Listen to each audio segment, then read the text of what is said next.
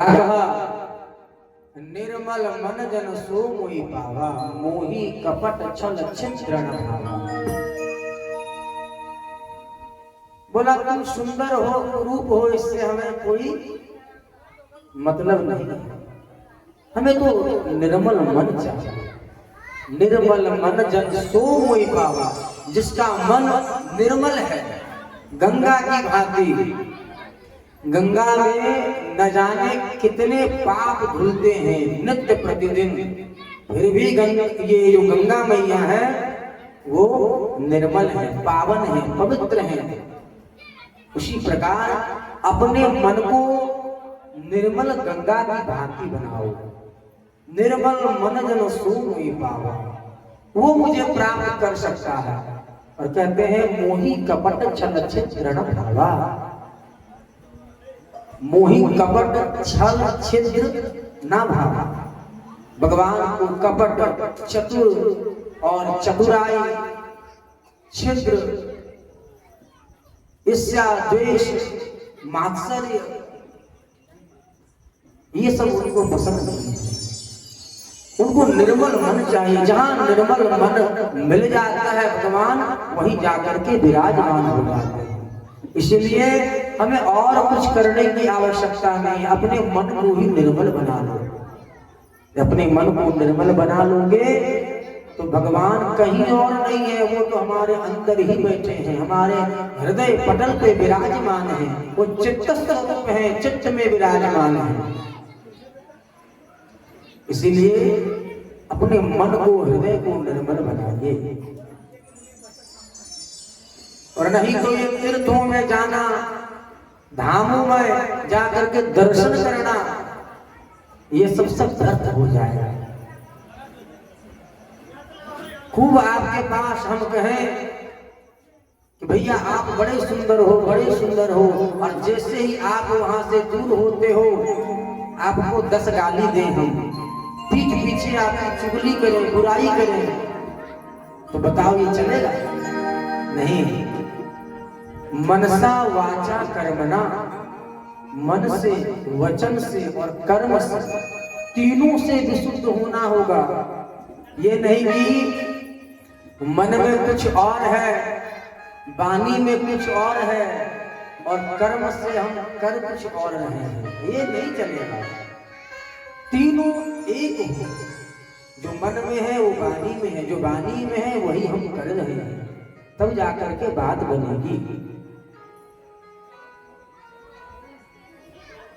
इसलिए भगवान को पुकारिए, भगवान को पुकारिए कि भगवान आप चाहेंगे तब हमारी चित्त की शुद्धि हो जाएगी। आप यदि चाहेंगे तो हमारी चित्त की शुद्धि हो जाएगी। हमारे चाहने से कुछ नहीं होगा। इसलिए भगवान हम पे कृपा करो, हमें कुछ नहीं आता है। हम अपने मन में ही सोच लेते हैं कि हम तो बहुत कुछ जानते हैं, हम तो बड़े विद्वान हैं, हम तो बड़े बलवान हैं, हम तो बड़े स्वरूपवान हैं, सौंदर्यवान हैं। तो भैया जो जगत को बनाया है वो बताओ कितना बुद्धिमान, ज्ञानवान, बलवान, स्वरूपवान होगा? हमें ये सुंदर शरीर मिल गया तो हमें लगता है बहुत सुंदर है, परंतु ये शरीर आया कहां से? ये तो भगवान ने ही दिया है ना। तो जो हमें बनाया है, और हमें क्या, हमारे ऐसे अनंत अनंत लोगों को बनाया है, वो कितना सुंदर होगा। इसलिए भगवान से कहिए भगवान हमें कुछ नहीं आता है, हम तो अज्ञानी हैं, अबोध हैं, आपका बालक है। आपकी कृपा यदि हो जाएगी तो हम सुधर जाएंगे। और देखो भगवान की जो कृपा होती है ना, उसका सबका संदेश क्या है? भगवान की जब कृपा होती है उसका पहचान क्या है? उसका पहचान है कि जब भगवान की कृपा हमारे ऊपर होने लगती है तो हमें संतों में प्रेम हो जाता है, संतों से हमें प्रेम हो जाता है, भक्तों से हमें प्रेम हो जाता है। इसलिए भगवान आप कृपा करो। देखो भाई, भगवान से यदि प्रेम करना है ना तो पहले भगवान के भक्तों से प्रेम करो। अगर भगवान से ही सिर्फ प्रेम करोगे और भगवान के जो भक्त हैं, सेवक हैं, उनको आप सम्मान नहीं करोगे तो क्या भगवान को पसंद होगा ये? इसलिए भगवान के जो जन हैं उनसे प्रेम करो पहले, तब जाकर के बात बनेगी। अभी हमने कहा था ना कि भक्ति, भक्त, भगवंत, गुरु ये चारों एक ही हैं। तो पहले जब भगवान की कृपा होने लगती है तो इसका परिचय है, पहचान है कि हमारी जो ये चित्त है, हमारा ये मन जो है वो संतों में रमने लगता है, संत हमें अच्छे लगने लगते हैं, भगवान के जो भक्त हैं वो हमें अच्छे लगने लगते हैं।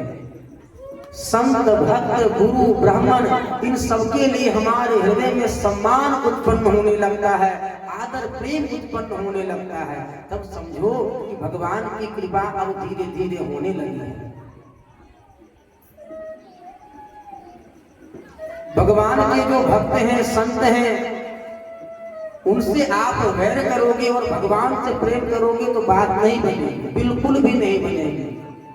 भगवान से प्रेम करने से पूर्व भगवान के जो जन हैं, जो सेवक हैं, जो उन्हें अत्यधिक प्रिय है, उनसे प्रेम करो। तभी तो बताएगा ना आपको भाई कि भगवान के पास कैसे जाना है। बिना गुरु के ज्ञान नहीं होता है। आपको बताएगा कौन कि भगवान हमारे ऐसे हैं, भगवान का वात्सल्य ऐसा है, भगवान की कृपा ऐसी है, भगवान हमारे बड़े ही सहज है, बड़े ही सरल है। ये बताने वाला भी तो होना चाहिए हमें। तो ये बताएगा कौन? तो जो भगवान से जुड़ा होगा, जो भगवान के विषय में जानता होगा, वही तो बताएगा कि भगवान हमारे कैसे हैं, ठाकुर जी हमारे कैसे हैं, हमारे बांके बिहारी लाल कैसे हैं, या उनकी कृपा कैसे प्राप्त होगी हमें। तो पहले उनके भक्तों से जुड़ो, उनके संतों से जुड़ो, उनकी सेवा करो, अपने जीवन में गुरु बनाओ। गुरु और ईश्वर यानी भगवान, ये दोनों एक ही हैं, एक तत्व है, स्वरूप अलग अलग है।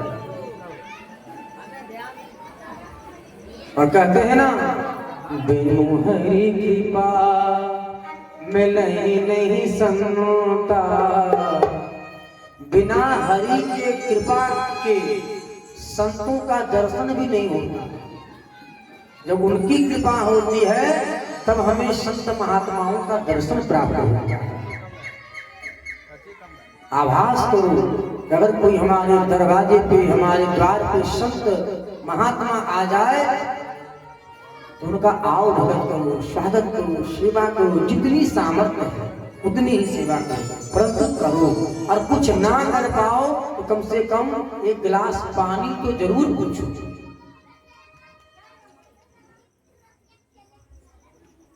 और आज के समय में अभी जो संत महात्मा हैं, जो बिना बताए, बिना तिथि के हमारे द्वार पे आते हैं, वही है देवता, वही है देव। कहते हैं ना, अतिथि देवो भव। तो अतिथि कौन? हमारे नाना यदि आ जाए वही अतिथि हैं, हमारे कोई सगे संबंधी आ जाए वही हमारे लिए अतिथि है। नहीं, अतिथि का अर्थ होता है जिसका तिथि तय ना हो, वो है अतिथि। तो अब तो हमारे यहाँ नाना जी अगर आने वाले हैं तो 10 दिन पहले कॉल हो जाता है कि इस डेट में इस ट्रेन से इतने बजे पहुंच रहे हैं। तो अतिथि कहाँ होंगे? जो बिना बताए हमारे द्वार पे पहुंच जाए, जिसकी तिथि तय ना हो, वो है अतिथि। तो आज के दिन में कोई अतिथि है ही नहीं। आज तो कॉल है, फोन है, सब कुछ व्यवस्था हो गई है। तो अतिथि कौन है? जो हमारे द्वार पे संत महात्मा, कोई भगवत भक्त, कोई भिक्षुक पहुंच जाता है, वही देव है, वही अतिथि है मेरे लिए।